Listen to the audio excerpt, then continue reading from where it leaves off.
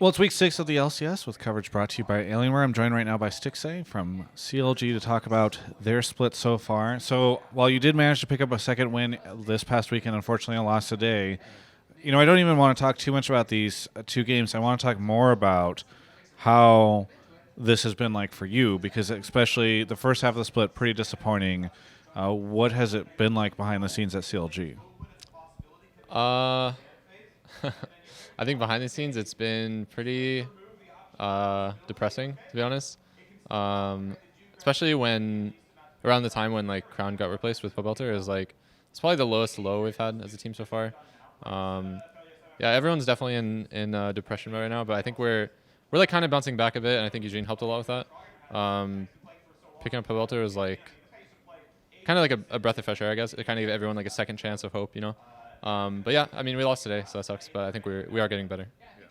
I mean, in a fairly close back-and-back game, I don't know how great it was, but it was really back and forth throughout the whole thing. What was really quickly? What was your impression of that game, being inside of it? I think we just didn't.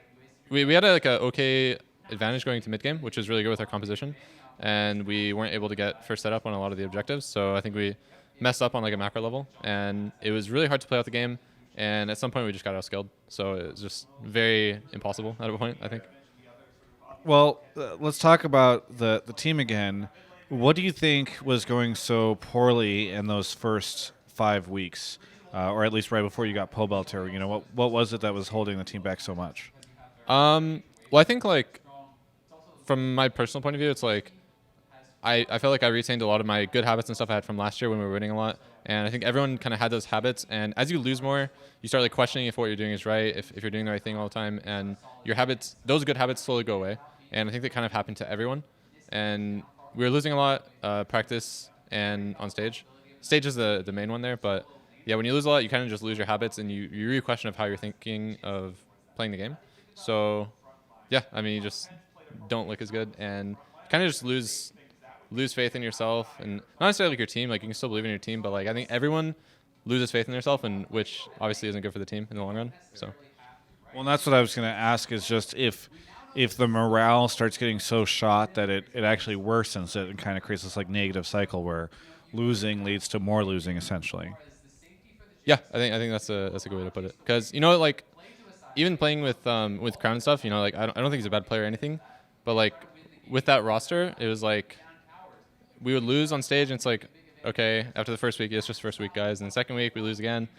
Okay, it's second week, guys. We're 0-4 now. And then it just didn't get better, And after, like, going 0-6, I think, or maybe it was 1-5. Yeah, we went 1-5. It was like, I don't know, it just felt kind of doomed, I guess. So I guess we just need to change to make it different. And what is the team playing for now, right? Because the path to playoffs would be virtually impossible. I mean, still potentially there, but you have to basically just keep winning everything. Yeah. So what is it that motivates you guys as you go out on stage now? I mean, I guess what motivates us is just to show that we're still trying. We haven't given up or anything. Also, it's just like there's a lot less pressure on us now because we lost so much that there's, like you said, there's nothing to play for. So it's like when you go on stage, usually kind of nervous, but for us nowadays, it's like, well, we have nothing to lose, so all we can do is try to win and like kind of make the enemy team feel bad, Is that what it is? It's like let's bring them down to our sadness. I mean, of course, we're still trying to do what we can, win as much as we can. Maybe there's a chance we get playoffs, so that's our ultimate goal. But at the end of the day, it's like, I mean, we're just trying to win, and not feel so bad. Well, speaking of making the other team feel bad, yesterday you guys beat yesterday you guys beat TSM, longtime rivals. What did that do for the team?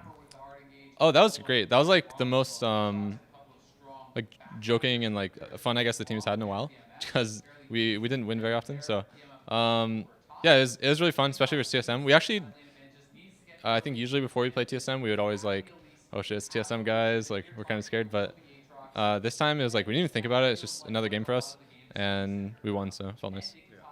Well, you didn't think about it. It was just another game until I assume you won. And then you probably thought a lot about it and it didn't feel like another game. I assume beating TSM, for a lot of teams, actually feel as though beating TSM feels a little better than beating most other teams. Yeah, true. I mean, for us last time we beat TSM last year, it was like this defining moment, like, oh my god, we finally beat them. But then this time it was like, it's just TSM, like whatever.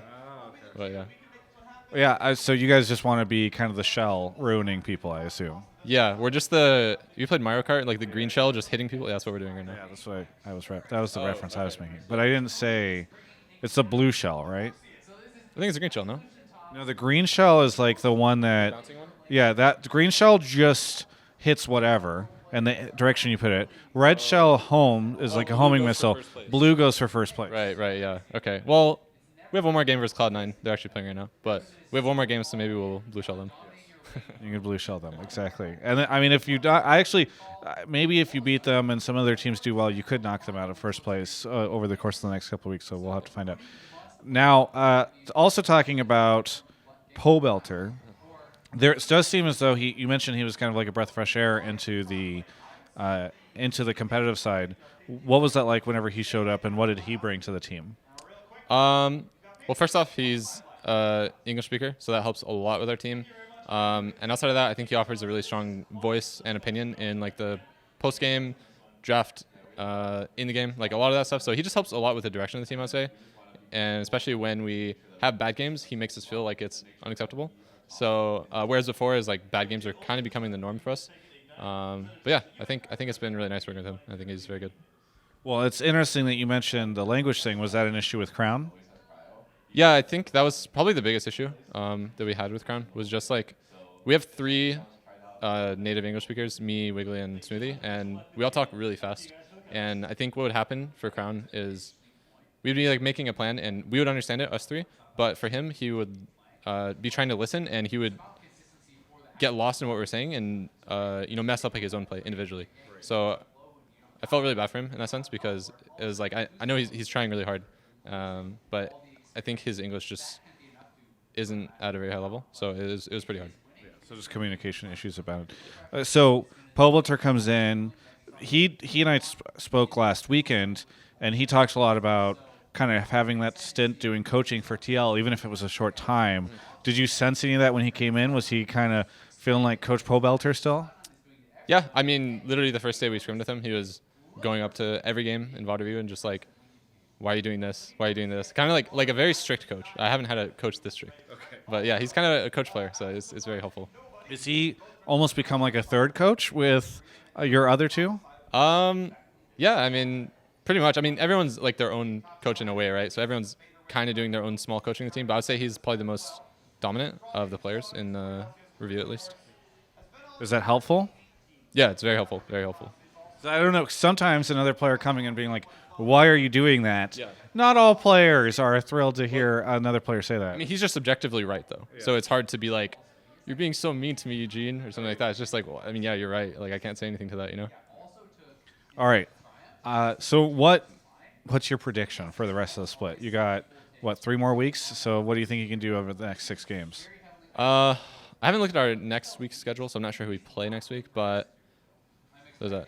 We got 6 more games, right? Yeah. So, I mean, obviously, I'm going to say, yeah, I hope we're going to 6-0. Then we could end with a score of 8 and 10. Yeah. That would be nice. Maybe we make playoffs. Who knows? But more likely 7-11 is what I'm familiar with. Ooh. Oh, God. I actually forgot about that. Well, I mean, honestly, that's quite generous of me. I just gave you guys the majority of your wins over the next. I will take a 7-11. Like, please, sponsor us. All right. Well, is there anything you want to say to any of the CLG fans? Thank you guys for supporting us as always, and hope you keep watching us, even though we've been losing a lot. We are trying. Well, as always, I want to thank you so much for the interview because I know it's always tough to do these types of things after a loss, and especially after several losses. So I really appreciate it, and best of luck as things go forward. It's been quite fun watching you guys, especially since Pope showed up. So thank you so much. For everyone else, you can check out the rest of my coverage of all things esports right here on my YouTube channel. You know what's nice and cool and refreshing, like this cup of ice? A great Alienware monitor. That's right. Frame rate so silky smooth that you'll just feel brand new whenever you sit down in front of it for the first time. Alienware.com/Travis, Travis 10 off. There's a link in the video description. They're also doing a giveaway. And so same link. You go to Alienware.com/Travis down there. You'll be able to enter the giveaway yourself. and you can win a monitor and a desktop. And if you enter through that, it's actually super helpful for me because a lot of other people are promoting that. But if I promote it more, then I become Alienware's favorite child, and I've never been anyone's favorite child. I need this.